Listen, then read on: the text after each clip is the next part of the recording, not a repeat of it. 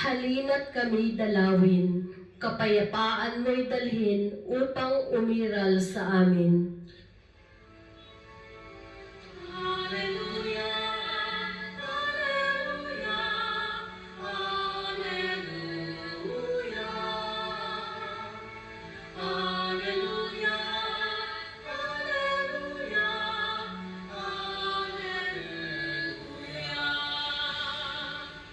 Sumainyo ang Panginoon. At sumaiyo rin. Ang mabuting balita ng Panginoon ayon kay San Juan. Papuri sa iyo, Panginoon. Noong panahon iyon, sinabi ni Jesus sa mga Hudyo, "Nagpasugo kayo kay Juan at nagpatotoo siya tungkol sa katotohanan. Hindi sa kailangan ko ang patotoo ng tao.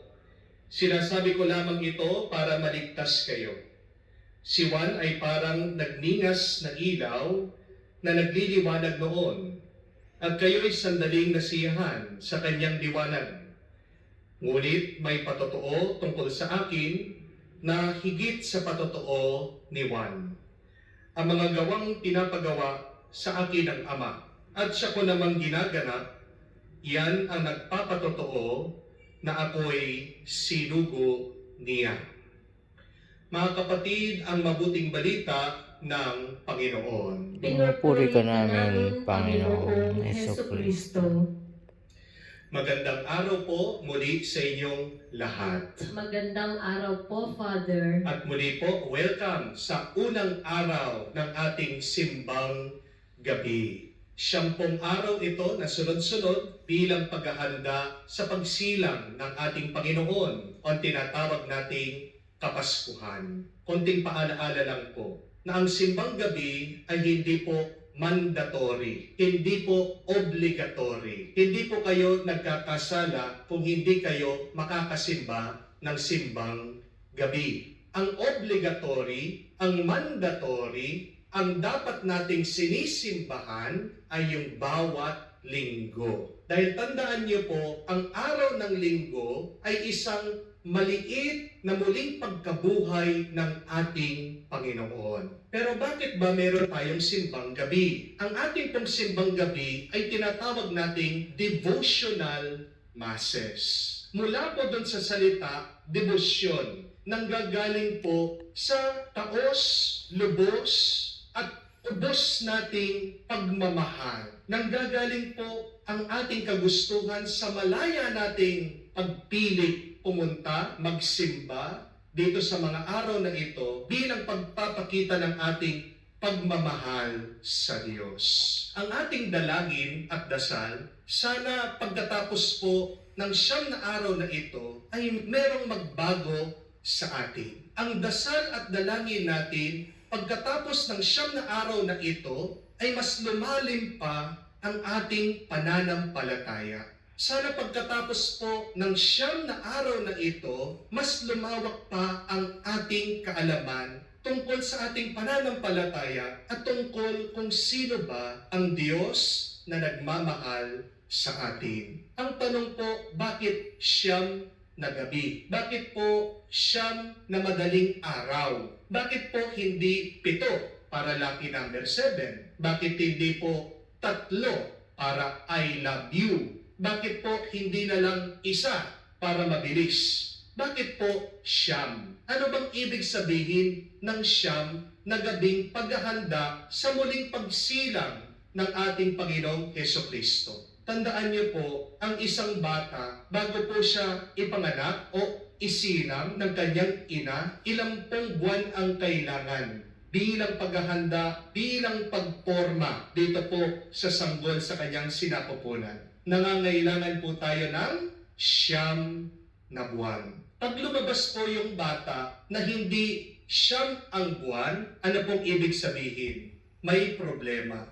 At siguradong merong kulang dito po sa bata. Bakit po 9 na araw na paghahanda para maging buo, ganap at kumpleto sana ang ating pagkatao? Nakahanda tayo para lumapit, makita, makasama at matanggap natin ang ating Panginoong Jesus.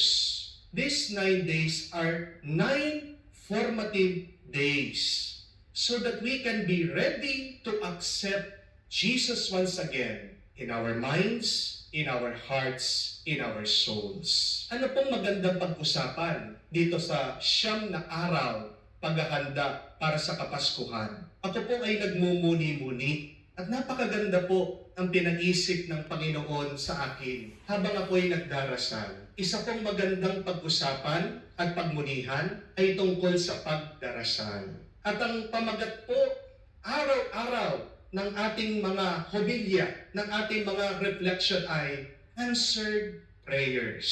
Paano ba sasagutin ng Diyos ang ating dasal? Dahil hindi po ba, yan naman talaga ang panahon ng Kapaskuhan. Sa panahon ng Pasko, nakakaranas tayo ng mga dasal at panalangin sinasagot ng Diyos. Christmas time is a time where prayers are answered. God hears our prayers and God wants to answer our prayers. Ang tanong, anong gagawin natin para nga ang ating mga dasal at dalangin ay masagot ng Diyos? Tingnan po natin bawat araw ang mga pagbasa at ano kaya ang tinuturo nila sa atin na dapat nating gawin, dapat nating sundan para ang ating mga pagdarasal ay maging epektibo at matanggap natin ang ating mga hinihiling sa Diyos. Ang tanong po, ano ba ang inyong mga dasal at panalangin? Sigurado marami, hindi po ba? Meron kayong mga wish list. Una na dyan, yung makabayad tayo ng ating mga utang. Pangalawa, yung magkaayos na tayo sa pamilya, kayong mag-asawa, yung mga hindi nag-uusap, magkibuan muli. Sigurado yung mga may sakit nananalangin na gumaling muli. Yung mga nasa abroad, nagdarasal na makauwi dito. Yung mga walang trabaho, nagdarasal na magkatrabaho na. O swertihin na makapunta sa ibang bansa. Marami po tayong mga hinihiling at gustong matanggap. Pero ang tanong, paano ba sasagutin ng Diyos ang mga ito? Ngayon pong unang araw, ito ang punto sa atin. For us to receive what we pray for, we must believe. Yun po yung simpleng paalaala sa atin. You must believe in order to receive. Amen? You must believe in order to receive. Hindi ka makakatanggap kung hindi ka maniniwala. Isang hadlang bakit hindi tayo nakakatanggap ng biyaya sa Diyos? Dahil tayo'y nagdududa. Kamukha po dito sa ating nabasang ebanghelyo. Nagpadala ang mga Hudyo na mga kinatawan nila kay Jesus.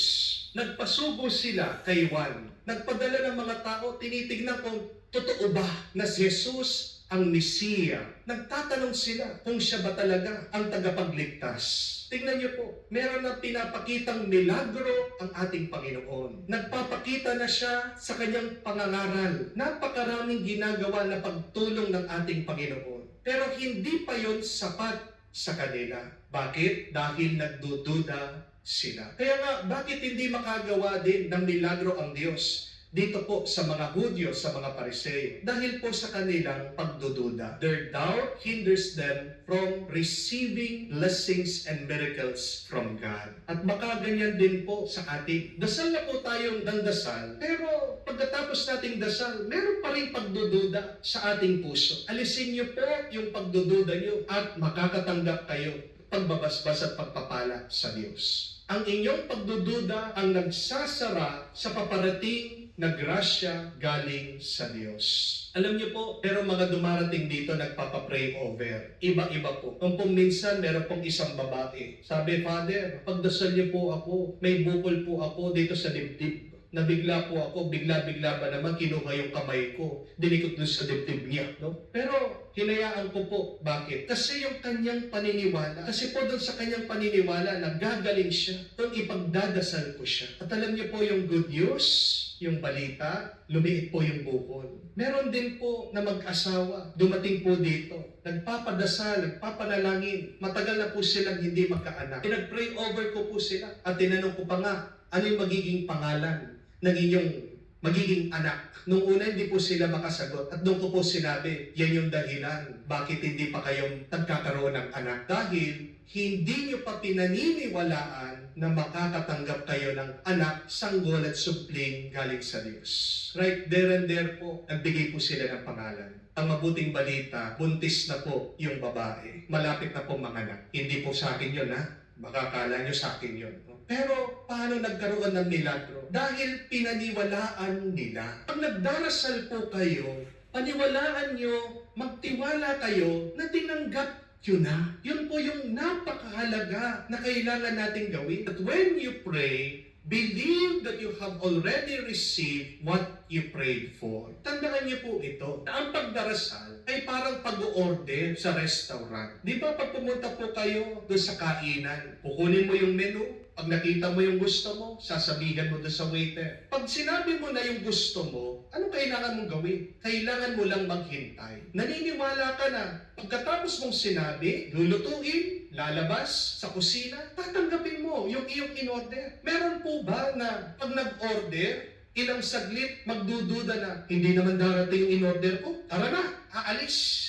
Eh kung nagbayad ka na, bakit sa atin, sigurado tayo na pag may binili tayo, ito'y darating? Bakit pagdating sa Diyos, pag sinabi natin sa Kanya, meron pa rin tayong pagdududa? Dahil ba hindi mo siya nakikita? Sana hindi po maging hadlang yan sa ating paniniwala. Hindi naman ibig sabihin pag nakikita mo, totoo na. Dahil minsan, alam naman natin, merong mga bagay na nakikita mo na hindi naman talaga totoo. Halimbawa na lang po, ako na lang, nakikita niyo ako dyan sa inyong screen. Napakarami pong tao, pag nakikita na akong personal, ano sinasabi? Father, sa personal po pala, ang payat niyo. Bakit po sa TV, ang taba-taba niyo po? Yung iba, sabi nila, Father, paumanhin po ha, pasensya na po. Bakit po pag sa TV nakikita namin kayo, ang tanda-tanda ng itsura niyo? Sa totoo pala, sa personal, napakabata niyo lang po pala.